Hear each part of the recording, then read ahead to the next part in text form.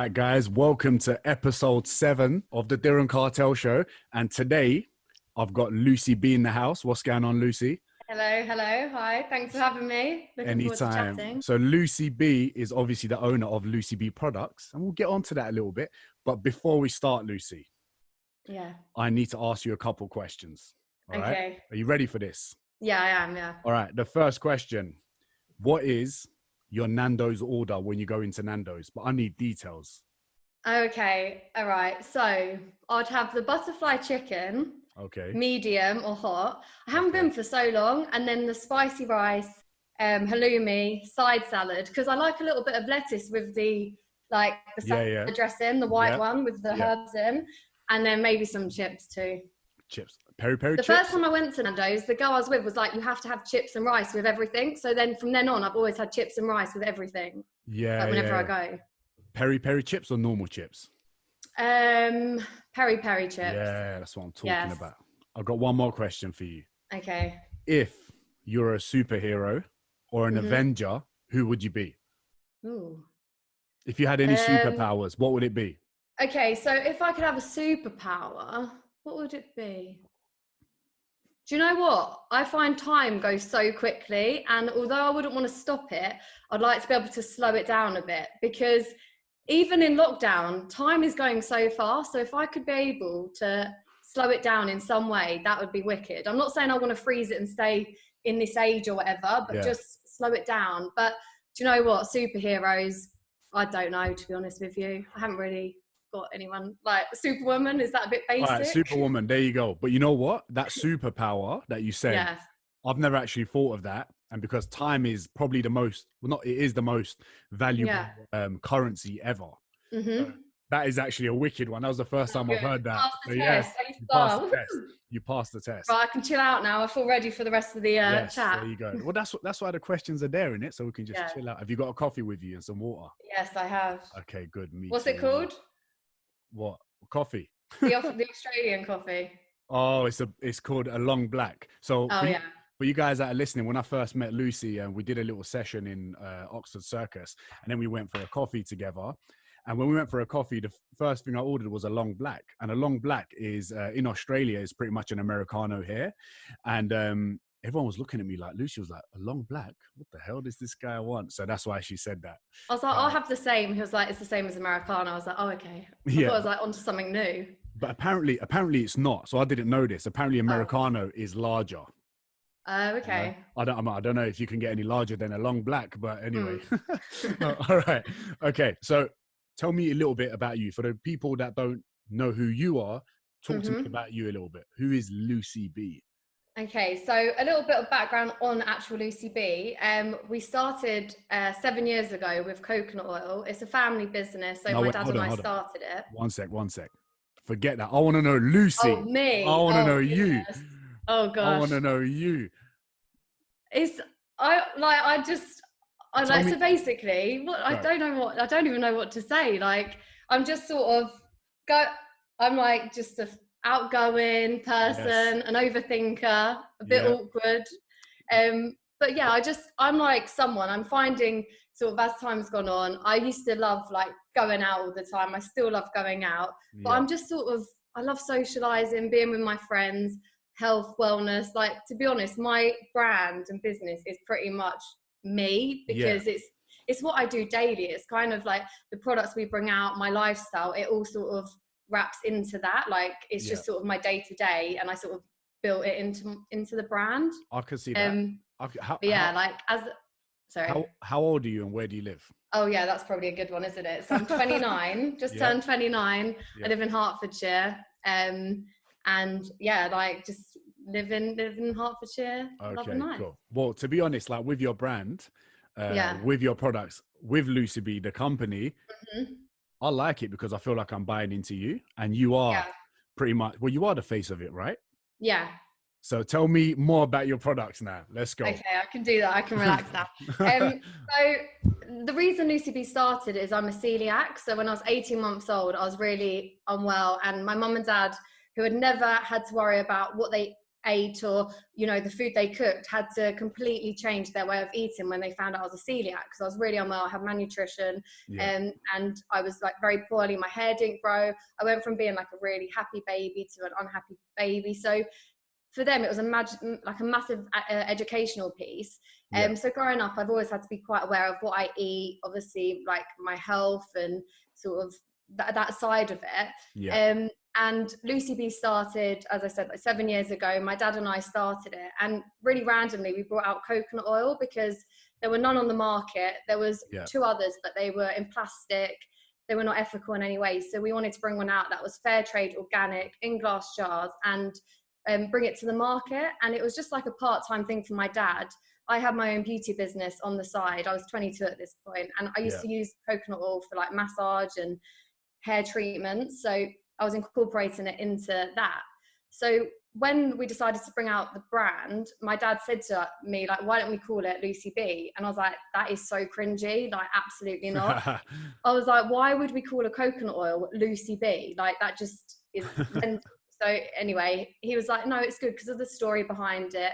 You know, we can kind of, you know, use that as the story. And then I started doing Twitter, and so with Twitter, basically, it was at first, it was just a little coconut jar and I was behind it. We had influencers or sort of fitness people promoting the products. And I never ever planned to have my face anywhere or be a part of it in a way that people would see me, just because I never had the confidence to do it. And I never felt, now looking back, I didn't feel I was good enough to do it. Like, I would compare myself to like fitness people or yoga experts. And I loved, you know, I've always been about balance. I love the gym now. I love eating well, but I love going out. I love, like, you know, I love enjoying life, and that's my main thing. So at first I was like, I'm not doing all the things that I feel I should be doing, having a health brand. And then the more I started doing the shows and going to places, the first few shows we did, I did with my mum, and I was like, Mum, please don't tell anyone I'm Lucy. Like, I wouldn't want anyone to know, because I felt like people would judge me. It's really weird, but I was 22, and I think I just wasn't. Were you worried about what other people would think of you, or your friends, what they would think of you? Because it takes a little bit of a time. People, like, it kind of happened for us. So even with the business, it was a part-time thing, as I said, and we were the first sort of main coconut oil on the market, and influencers were getting hold of it. We had rugby players, like professional rugby players, bodybuilders, who are like really well known, buying it because they realized the importance of healthy fats. And it started to go from being about, you know, people like using like low calorie stuff, low fat stuff and all that, to actually eat good food, eat healthy fats, eat your healthy, like your carbs, and, you know, your body will benefit from them. You'll be fueled for your workouts. And nutritionists knew this, so they were getting their, you know, the rugby players and all of those people on it.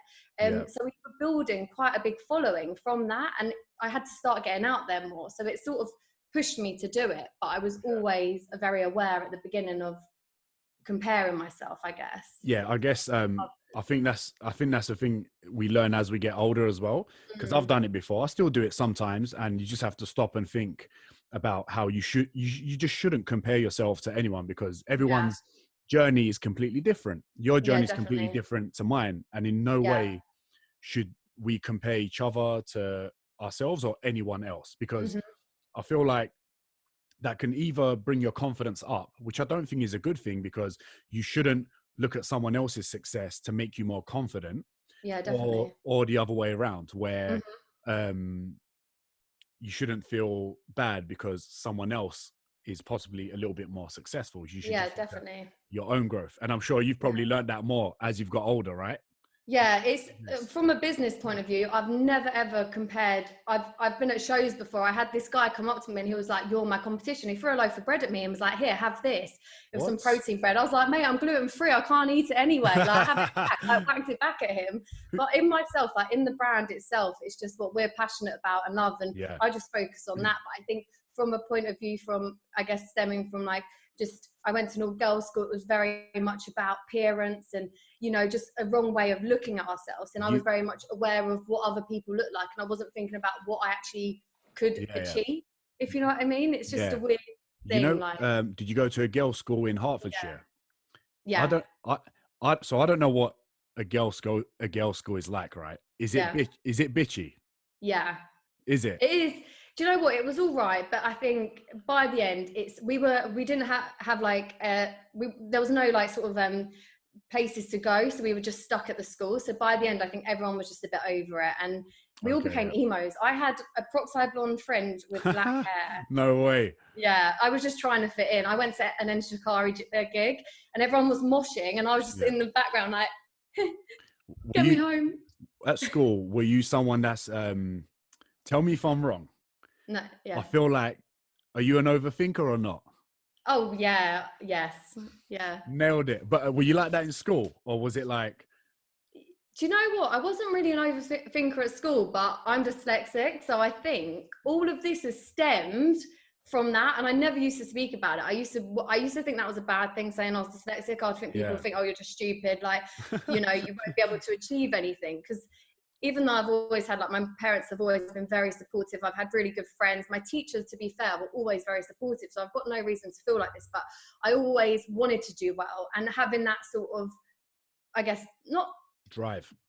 Yeah, like, and like the whole sex thing kind of be on my mind. It then has played a part in everything from then, and sort of domino effect, because even doing this talk today, you know, I was nervous. I get on well with you. I know it's going to be lovely, and I worry about what I'll do wrong or if I come across wrong, and it's so silly. And it's only now I'm like, stop doing that. You're wasting time. Like, you enjoy it afterwards. I'll be buzzing. So exactly.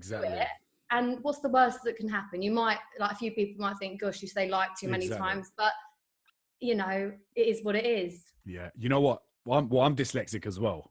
Yeah. So in school, I kind of went through that stress as well, where there was, when I was sitting in class, I just could not get information in my head, or I couldn't read for shit. I would sit there and everyone's like nodding their head like, yeah, I get this. And I'm sitting there like, I don't have a clue about what the teacher's talking about. Yeah. My biggest fear was, and it isn't anymore, but when they get you to stand up and read something, and I'm like, oh my God, no, I can't do that. I can't do that. It's like my worst nightmare. Yeah. And now when I go to do stuff like that, I'm like, I get all like, ooh, and I'm like, calm down. Like, you know, I'm like, oh yeah, no, it's not for me. When talking about nerves, right? when we first met. Oh yeah. Were you nervous? I felt like you were a little bit. I was all right, like, to start. Yeah, a little bit. I was more nervous when we did the workout, because again, I was like, right, this is going to be great. And then I was like, goodness. And then I got all nervous. Because I remember you saying, oh, I've got a bit nervous because I didn't want to mix up my Nike and Adidas in case you called me out. Oh, yeah. Yeah. I thought I'd get in trouble. Nah. But did you enjoy the session? Yeah, it was good. It was good. Is it different to what you usually do? Yeah, go on. Sorry. Go on, you go. No, so we obviously did a lot of like one leg, it's like focusing on sort of like single leg or muscles, whereas I normally just do like squats and stuff. So that was good. And I've actually done that a lot now since we did that workout, like actually focusing on single leg stuff, balance. Yeah. And I think I'm one of those people. I love the gym now, but I always stick to what I know I can do, so that I don't risk doing something wrong. So actually doing that was good, because it actually made me realize I do need to sort of do some more one-legged stuff, and you know, people like doing things that they're good at, and it's just being in that comfort zone. But do you find that maybe stepping out of it, training with someone completely different like myself, or even trying a complete different training regime, do you like the challenge, or do you always? No, I do definitely. I think it's like, again, I've actually now I make myself do that. I've realized over the last couple of years, like, things that you think are difficult, once you've done them once or twice, they become, you know, you feel comfortable. So it's all about getting out your comfort zone and keep doing it. So it's like, that's something I've really focused on. And even with work now, like the stuff I'm doing in myself, I'm like, I know where I want to go with this, and I will get there. And at no point in my head, I've never been someone that will give up, even if it's taken a while to get there. Like, even for us, we've just relaunched our skincare range. I've been working on this range for 5.5, 6 years, and we were working with the manufacturers for 2.5 years on it, brought it out, and they completely let us down with the standard of it. Oh, really? Okay. November 2018, and we sold out of everything. Like, it went mental. It was amazing.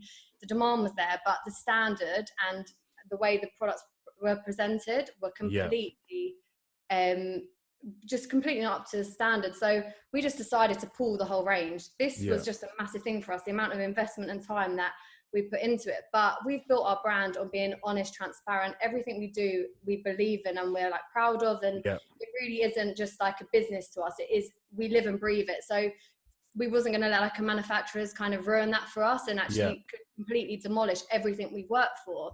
And so we pulled the range and we've just relaunched it. But when we decided to put it, I was straight on the phone, like calling up new manufacturers, getting in meetings. It was Christmas time. And that was just, I've never been one to kind of give up. And I guess challenges for me, again, it's that getting out your comfort zone and keep going and going and going. I can see that. I can see that with you because you are very much your brand.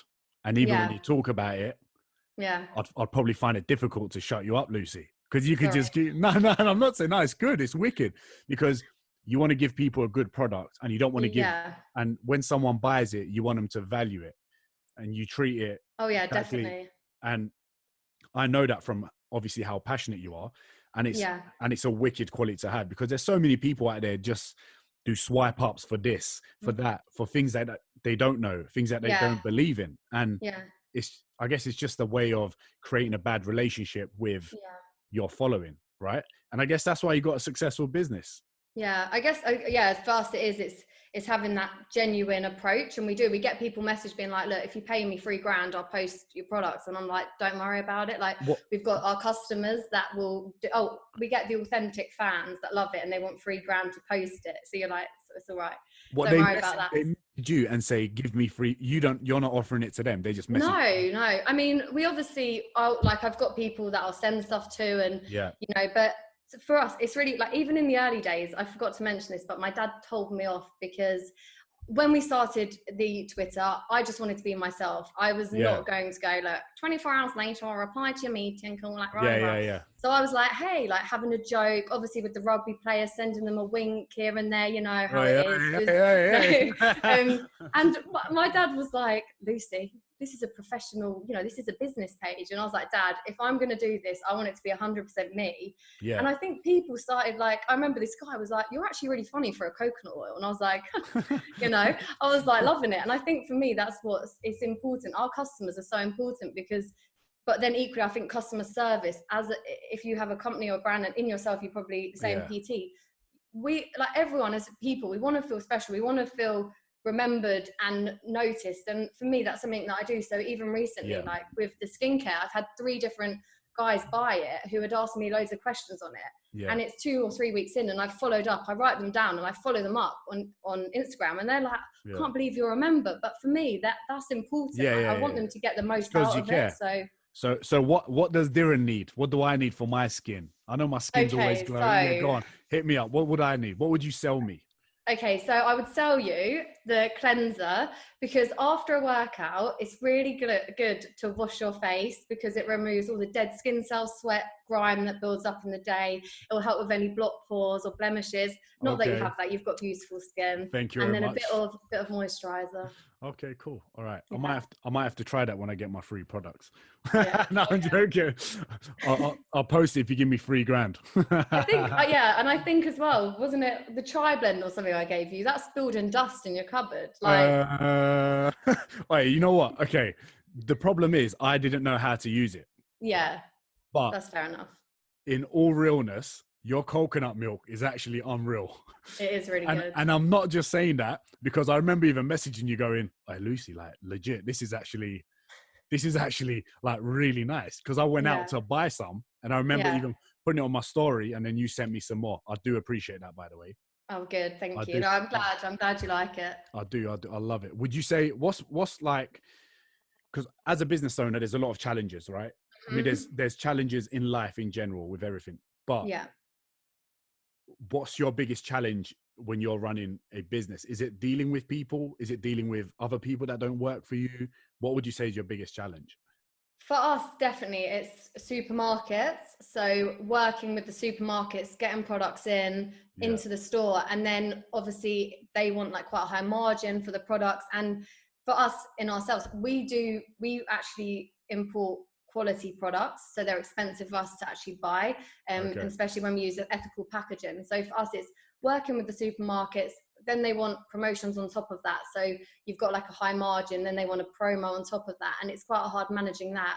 And how supermarkets work, it's all about volume. So if you're, you know, in the early days when UCB started, as I said, it sort of all happened for us because we were doing the volume. We were the only coconut oil. Now you go into a supermarket or anywhere and there's coconut oil everywhere.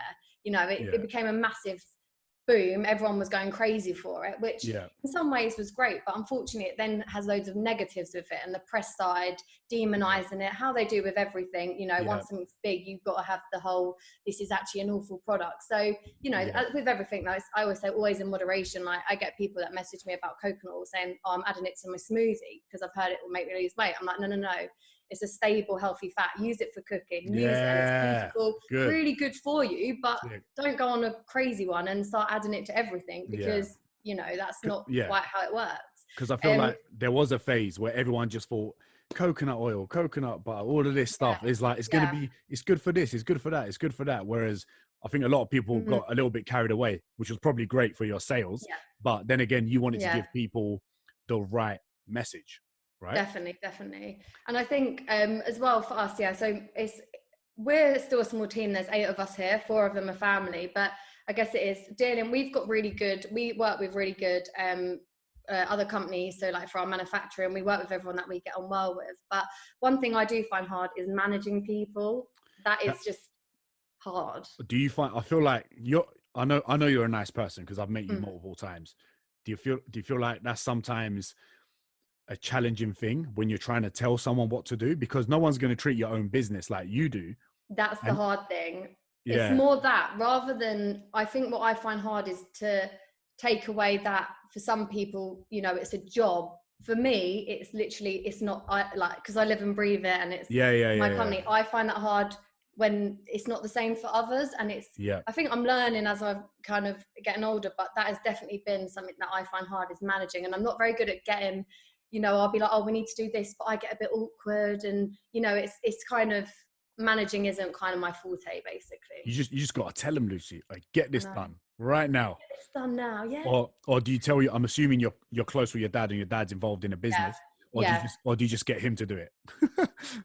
I used to. Now I've like, I definitely now sort of, we've had quite a few, even with that manufacturers that let us down, I had the whole meeting with them and they kind of came in all like, and literally I thought, no, I'm not having this, and had such a good, but do you know what? It was such a good, like, even though it was awful what happened, it completely changed me as a person. And even in my business brain, like it's helped me now to that next stage. Like I can now do anything because that was such an awful thing that happened for us for a business. And for the last couple of years have been horrendous, really, because that was like what we've been working for. And the whole marketplace has changed for us with the food side of things. So in some ways, I think that, like, it's cliche, but everything happens for a reason. And actually, I'm glad it happened because it's now taken us to, well, for me, to that next level that I feel like I need to be at now anyway. It's one of those things. I guess you and I always say this, like, it's probably for me. I always find it best to like learn on the job, whatever you're doing, because you just adapt and you have no other choice but to adapt. Therefore, you just get it done. With what's happening now, how are you coping with COVID-19? It's just mental, isn't it? Like, I feel like I'm in a movie.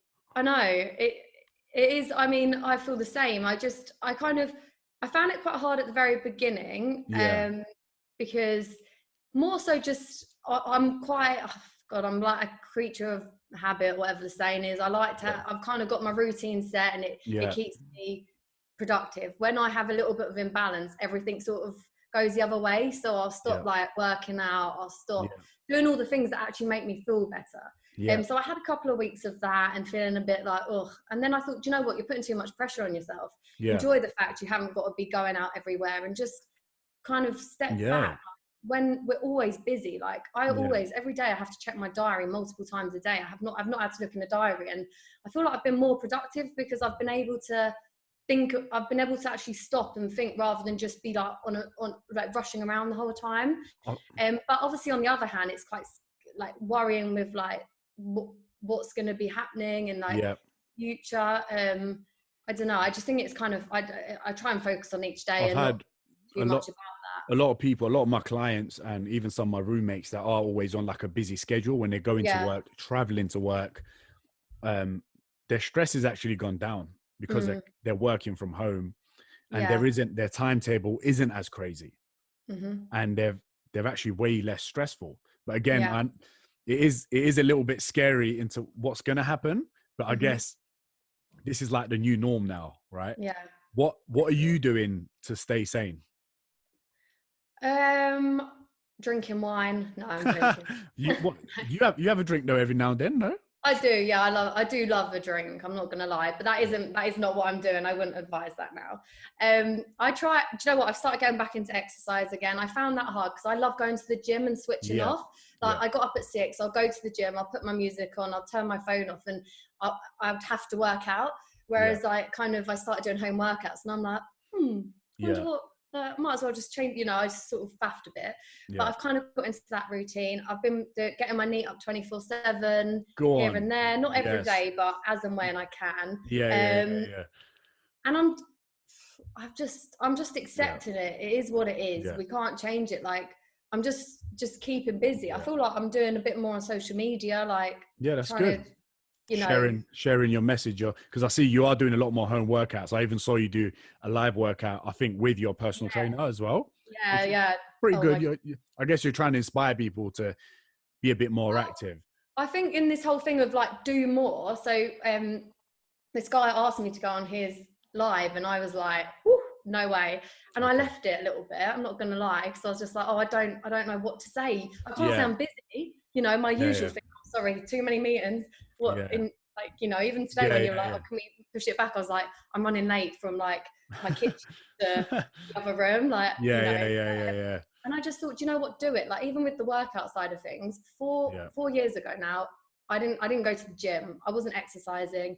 Again, confidence thing. I won't keep going on because it's like the same sort of cycle of things that made this all happen. But and then I kept messaging this PT local to me because he'd started a gym, and I was like, I knew him, and I was like, I'm thinking about doing a session. And he was like, right. So the first time he obviously sent over like the information. Then I left it, messaged again. I asked him another question. In the end, he was like, mate, just come in and have a session. Like, So I went in, and I was so awkward because I was like, this is weird. I'm just standing here like squatting, and he's just standing there as well. And he was really helpful, but I left, and I was like, not for me. Anyway, I went back the next time.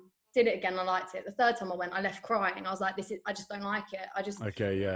It was just me and myself. I was overthinking it. And then I continued. Then I started doing classes, then I started working out on my own. And then I thought, you know what, with this life, do it. Like, look how far you've come. Like, you've just got to do it. And I'm trying to show people who worry or think they'll never be able to do it or achieve it, that they can do stuff. But it gives me a little boost as well. That's good, because I mean you're an attractive girl and you're in great shape, and it just shows like everyone can have confidence issues going into the gym. It's not always easy to adapt into the gym. I mean, you're going in there, you're pretty much going into the lion's den where there's geezers everywhere lifting heavy weights. You have no idea what you're doing, but as time goes by and you go every day, or every other day, whatever, and you just get more confident, and the feeling just gets better and better. And I've seen your transformation actually from what you look like. I did a little stalk today on your Instagram, and and like your transformation is wicked. Was that you changing your training up to say doing barely anything or very minimal to crossing over to doing more lifting weights? Because I feel like now when I look at you, your training, your back, your physique looks way more sculpted, right? Yeah, but this is where I got it wrong. So for a long time, I thought the body, I thought the body that I wanted to achieve would be achieved through cardio. I was one of them people, like I did body pump a couple of times. I stood in the back.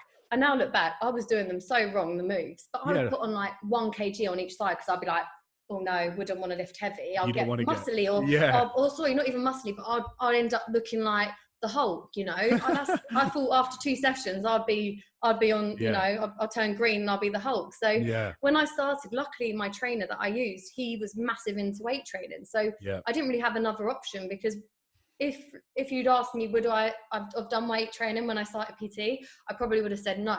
Yeah. But now I'm so thankful for it, and I can't promote it enough, because for me, that was something that has completely changed my mental state and my physical state. Like, I feel stronger in all senses. And, you know, from going from being like, oh no, I can't do that or that, I'm like, yeah, give me that, I'll give it a go. Like, you know, I can do this, and it all sort of maps out and helps, definitely. But I think, you know, when I first started weight training, and again, I had a message last night from someone like, I would love to get to where you are. When I started weight training, I really struggled with deadlifts, like as in how to do it. I went home and I got the broom and I stood in front of the mirror for about an hour trying to learn how to do the move, because I couldn't get it. And, you know, that built up. At the beginning, I couldn't do a push-up, and now I can do them. But you've got to start somewhere. Everyone's got to start somewhere. And I think, again, that's the thing I'm trying to say to people, like, don't like, do it now, because you will only regret that you didn't do it sooner, like I did. Like, my body's changed for the better, and it's all through weight training and you know, actually working out. And the great thing is with yourself, like, now you've done weight training, you've put on a load of muscle tissue, which obviously helps you look aesthetically better. And the thing is, now if you put on body fat, even if you have a bit of body fat, the body fat holds up so much better when you got muscle. Yeah, definitely. Whereas when you've got no muscle tissue and you're really skinny and you put on a bit of body fat, I think it gets to people's head very quickly, because there's no shape. Yeah. And so it's so good to hear that from a woman, because it will inspire other women to be able to do that. Because that's Go on. You're right. No, you go. No, sorry, you go. No, I was saying it's sometimes hard, like, as a male, to get that message across to a female and be like, don't be scared, you need to do this. So when they look at someone like yourself, it's way more relatable. Yeah. So thank you, and make sure you keep sharing it on your story. I will do. Thank you for your advice as well. I'm not gonna lie, last night I always appreciate your help, because you always give me really good feedback on technique and stuff, and I love that. But last night I literally posted my home workout, and I got a voice note from you, and I was like, what have I done wrong? Oh no. What's he gonna tell me? And you're like, hey, can we change it to 10:30? I was like, oh sweet. No, but now you say that, I'm gonna go have a look. Yeah, I'll go do it. But no, one lady messaged me actually. She was like, you've actually inspired me to do weights. I've always been scared to, because I'm scared I'm gonna end up really muscly. I was like, honestly, it's so wrong that we think like this. Like, I feel like everything that we learned, like, back in the day is like such wrong information, and it's only now, thank goodness, like people like you, James, others who actually are telling the truth and actually getting people to change their lives for the better. Because it's all about it's not, you know, I mean, even this whole, someone asked me about losing weight, and they're like, do you track your macros and all that sort of stuff? And I was like, no. And, you know, I've learned over the years what's good. I personally don't track my stuff, just because I would be one of those, I'd probably overanalyze it a bit. I don't need to. I've kind of worked out what works for me. I try and have protein, carbs, healthy fats with every meal, and vegetables.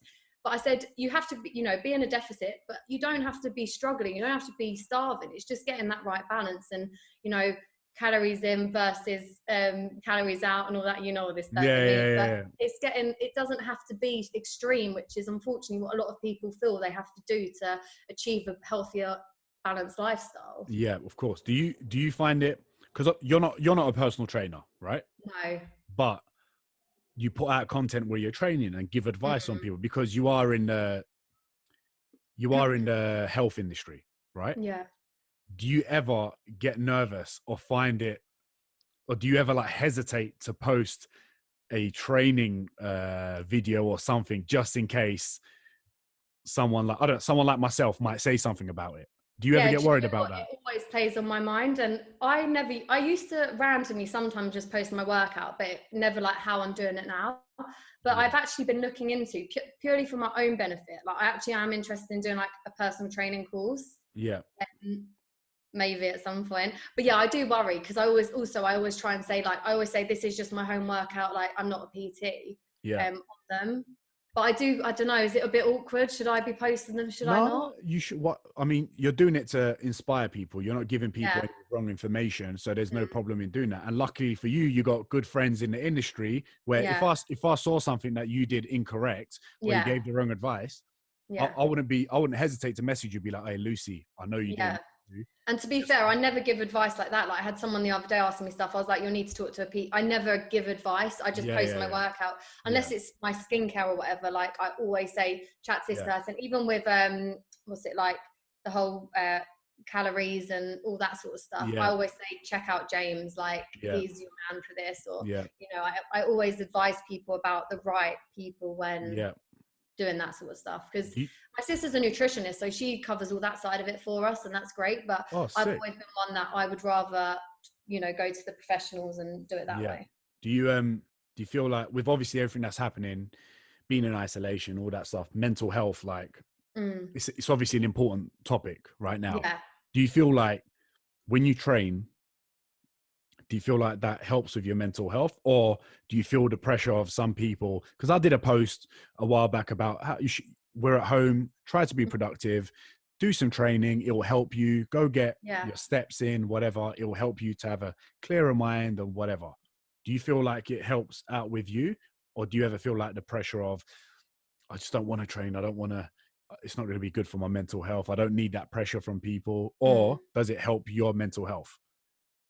Training definitely does, but I also do think there's an element of like, you need to listen to what's right for you on that day. Like I'm very much relaxed now in my training. I went through a stage where I was a bit obsessive with it. I got a bit carried away. I was 6 or 7 sessions a week, and I was like doing it because I was like, I want to look like this, or I want to do that. And I kind of went down the wrong route. Whereas now it is, I listen to my body, my mind. Like even so, the second week into lockdown, I was struggling massively, like mentally.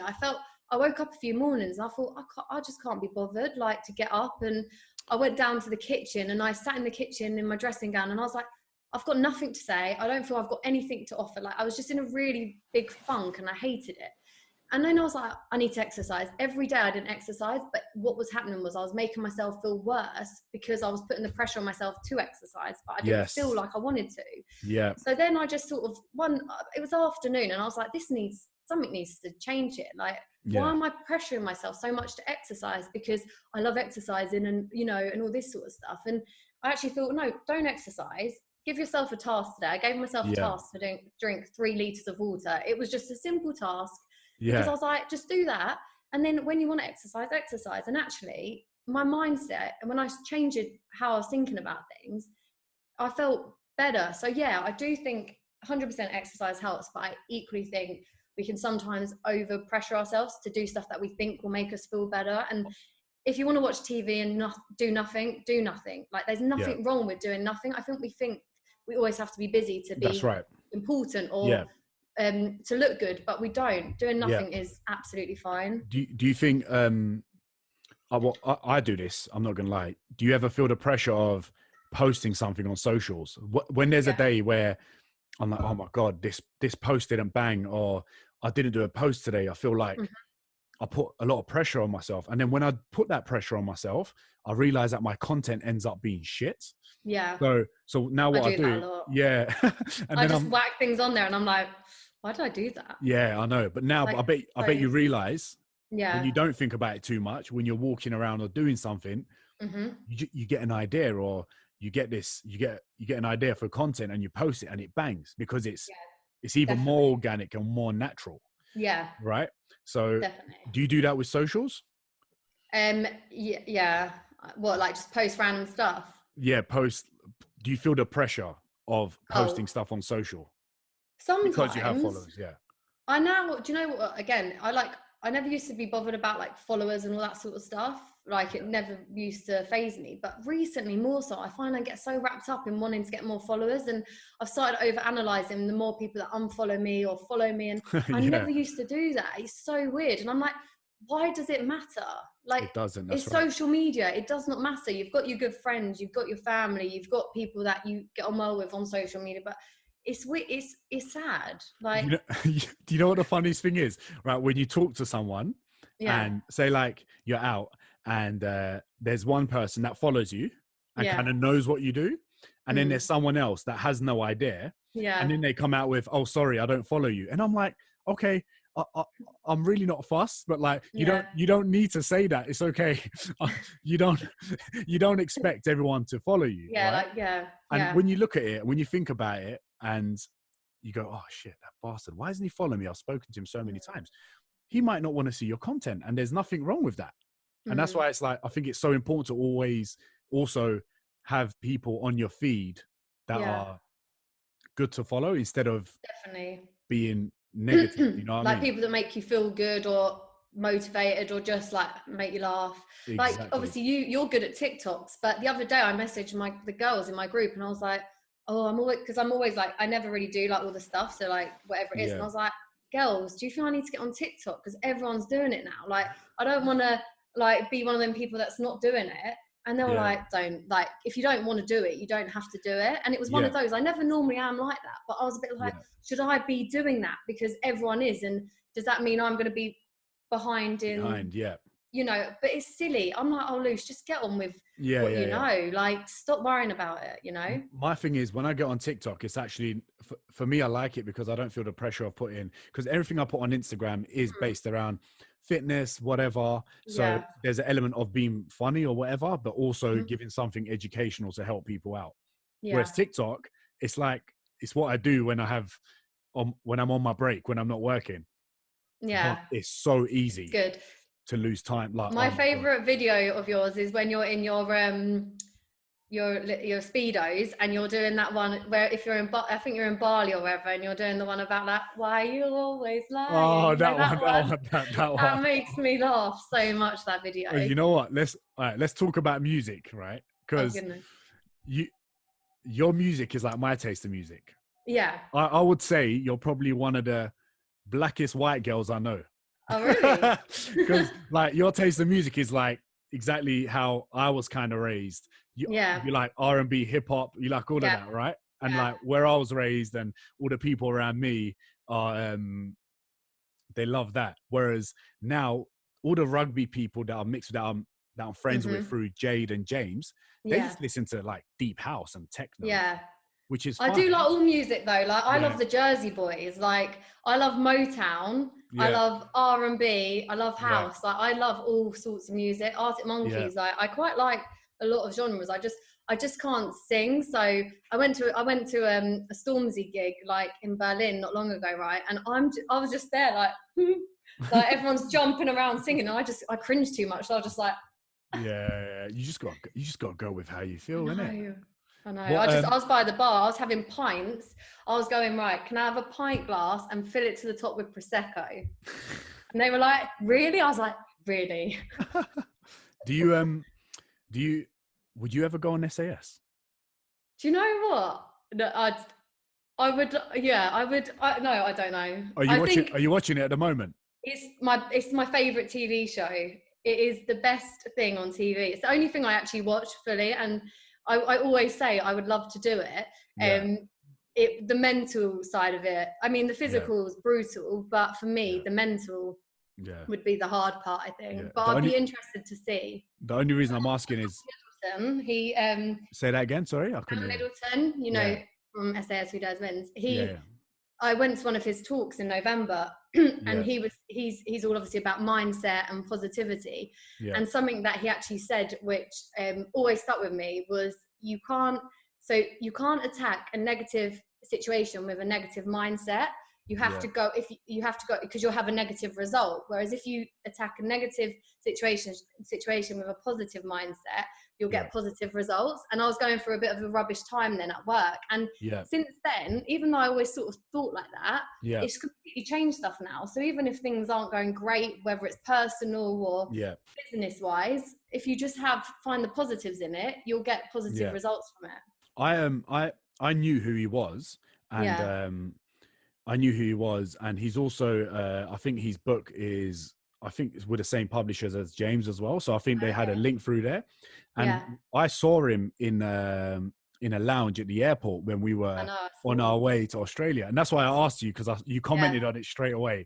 And I saw him and I sat down and I went to my manager, Luke, and James. I was like, lads, Ant Middleton's there with all the SAS boys. They're like, no, he's not. I'm like, bro, honestly, he's right there. Let's go say hello. So we ended up going over and chatting to him and the crew. He's actually a really nice guy. Yeah, he seems nice. And I thought he was from Essex, but he was actually raised in Wood Green. Did you know that? Oh, really? Yeah. No way. Yeah. So I didn't know that.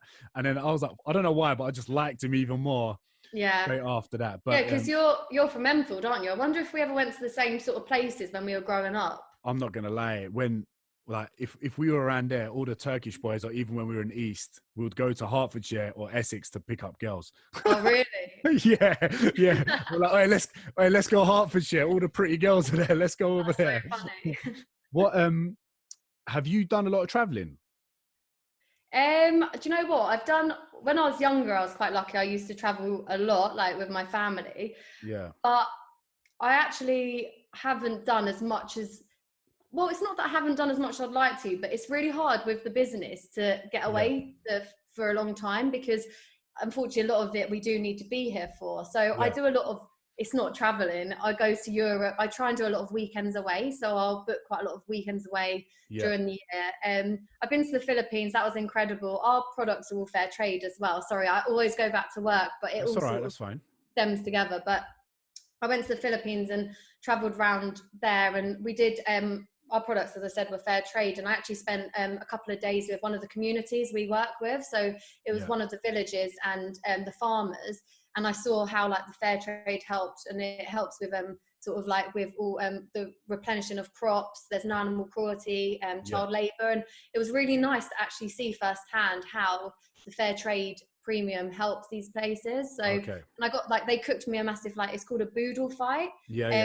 And they have you seen one of them before? I Like haven't. where you eat, I haven't. oh, so it's like you eat with your hands. And I've done that. Yeah, I've done that. I've done that. and it's like it shows like gratitude and respect, and they'd never done it for anyone before. But I think where I went, and I wasn't like a corporate someone trying to like, you know, like stand there sort of analyzing. I was proper getting in the mix. They let me grow my own coconut tree. Like I was loving life. Wicked. That's wicked. And they did this whole like boodle fight for us, and it was such an amazing experience actually, like being with the community. But I definitely want to travel more. I mean, there's so many places I'd love to go, because you travel quite a lot, don't you? Yeah, I've traveled quite a lot, and I'll probably continue to travel because I do love it, and I just love being able to go see different cultures, go see places I've never seen. And I feel like I learn from people a lot. So definitely, because I deal with a lot of my clients from all over the world, the more cultures I'm exposed to, the more I have an understanding of a person that is from that place or background or whatever. So it actually helps me a lot with how I coach people and how I deliver my content. Definitely. What would you say is top of the list for your next destination as soon as all this madness is over? Okay. I don't know. I'm just trying to think. Where would I want to go? I could tell you're Maybe too zoned in with work. Peru or somewhere like that. That would be quite cool. I thought you were going to say Ibiza. Oh my goodness. As if that's one of my weekend trips. I think like somewhere like Peru. I've been to Australia a few times, but again, I was growing up South Africa, like, you know, I've been like lucky I've been to those places, but I would love to do them again. And I think all our products are now international. We've done our first, so we've sent to Hong Kong, Australia, America, Canada, Hong Kong. So I'm hoping once we're allowed out, I'll just have to sort of do some personal deliveries to those places, and maybe open up some. Nah, we haven't even got a shop here, so I'm just going off on a tangent. Big dog businesswoman, traveling, work travels. Yeah, you know. Yeah. What all right. What do you think about all this? You know, this body confidence movement, right? I'm talking about the people that do posts where they look amazing in real life. They look unbelievable in real life, but they end up doing the worst angles. And trying to make it look like they're more relatable by trying to look like they have rolls, trying to look like they have cellulite. I've even seen girls that Photoshop to make it look like they have more cellulite and more rolls. And the filters that actually show those things more to make them more relatable. Exactly. What do you think of those people? Do you reckon you should just? Do you find that frustrating I find social media in itself quite frustrating, because you know, it went from being all about fitness and all that side of it, and to now actually sometimes it's a bit frowned upon that people want to exercise because they want to look good, you know, like it's sort of, oh, you shouldn't be you know, you shouldn't be exercising to look good. It's like, well, actually, no, it's up to each person what they want to do. And I think this whole body confidence, I think, is fantastic movement, but I do find it frustrating seeing some of the people or some of the accounts that now, like you said, they modify or adjust stuff to make them look like, you know, the cellulite show more rolls, whatever it is. And it's good to show the normality, because all body shapes are wonderful. And if you're, at the end of the day, if you're happy in yourself, and that is all that's important, happy and healthy, however you want to look, great. But it's also weird because sometimes people do it, but they're not always that happy in themselves. Like I don't really go to a lot of events. I find a lot of it very sort of artificial. Artificial, is that the right word? I don't know, but like you see people that look a certain way or act a certain way, and then you meet them and it's different, and it's completely different. And I think I do find that hard, because it's like you feel like you're always seeing not always the complete truth on social media, / you then start to think, oh, should I be doing this, should I be doing that? And it's like, no, just do what's right for you. Like, you know, it's sad that, you know, some people, it is literally everything, you know, their engagement. And I'm annoyed at myself that about a month ago or so, or whatever, like I was starting to analyze my engagement. Why does it matter? You know, like at the end of the day, it's fantastic if you get high engagement, well done, like brilliant. But unless I'm in a bikini, my engagement's not that great. And that's just, and I'm not saying that about anyone in a bikini, you know, but it's that whole thing of, I can't every day post me having a little like a little fashion, like, you know, dress up, because people would be like, I'm not following you for that. But then I don't get as much engagement as someone that can constantly sort of promote that. So it's I don't know, just be real and true to yourself. The reason people like yourself and me post a lot is to be able to give people, your customers, better value, trying to help people, educate them. So, and then every now and then when you do a bikini shot or whatever, it bangs even more, because double like but yeah, so I hear what you're saying. It just, what's funny is I know this because I've met so many of them in person, and I could just tell they're so insecure about certain things. And I'm just like, what's annoying is, just be real, because I'm not really fussed about adults, but I find it annoying when people encourage younger people in a more negative way. Gets me the most, because the next generation is important, because when you have kids, when I have kids, your kids are going to be surrounded by that. So I just find it frustrating when I see people with high followings take advantage of certain situations and not give, you know, how do you ever get any hate on socials? I'm actually really lucky. I don't get a lot, really, in the grand scheme of things. I've had like a few. I was once saying about eating healthy foods, you know, eating your carbs, your protein, like, you know, your fats and all that. And like this man messaged me who had 2 kids in his thing, like, you're a troll, you're a gremlin, go and sort your eyebrows out. And like went off on a tangent. And so I was like, I'm sorry, mate. Like, first of all, you shouldn't really be hating what I'm saying, because I'm not saying anything wrong. And I was like, and also it looks like you've got kids in your picture, would you say this to them? I mean, he never replied, but I am lucky. Like, I get the odd thing here and there, but I'm quite lucky. I take things more personally about the products than me. I live and breathe them, but like I in myself, luckily it's not ever been anything that's like actually like I've been insecure about. So my eyebrows, I was like, whatever. But let's say they said something that could sort of trigger something, I'd find that hard. I always say to people, and I post this quite a lot, but whether someone has 1 million followers or 5 followers, there's one person behind that. There's like one person who's got a heart, brain, soul. Like, just because you think they've got loads of followers, they'll still see it, and you can impact them more than you know. So just be aware of how you use social media. And you know, I think that's important. But I guess I am quite lucky in that way, and I've got a good group of people around me. So like, if someone has upset me or whatever, I can chat to them, and like, they'll make me feel better about it. What do you get much? Do you get much stick? It's funny you say that about a guy with 2 kids. A guy with 2 kids also messaged me a few weeks ago. Really? And started talking shit about the way I talk. Yeah. Right. So when I say bruv or whatever, And I could usually, when people do say stuff like that, I know it's people that are, majority of the time, it's people outside of London. Mm-hmm. They just don't understand how multicultural London is. Yeah. You know, so when a lot of cultures mix up, you make up words. I mean, being born in Tottenham and then going to school in East London, there's so many cultures. People just make up words, right? And he was talking shit about the way I speak. And I looked on his profile. I screenshotted his home address, his phone number. It was all on his website. And I just sent it to him. I said, mate, I mean, I'm sorry, but you're a bit stupid talking all this shit with all your personal information on your website. I told him to fuck off and I blocked him. But Good. I think sometimes I just have to hold back and not get triggered, because it's not important. It's not, but sometimes I think it's important to tell people like that, because they might say something to someone that can be affected by what they say. Yeah. Whereas you and me probably won't get affected. I'll be like, I'll brush it off.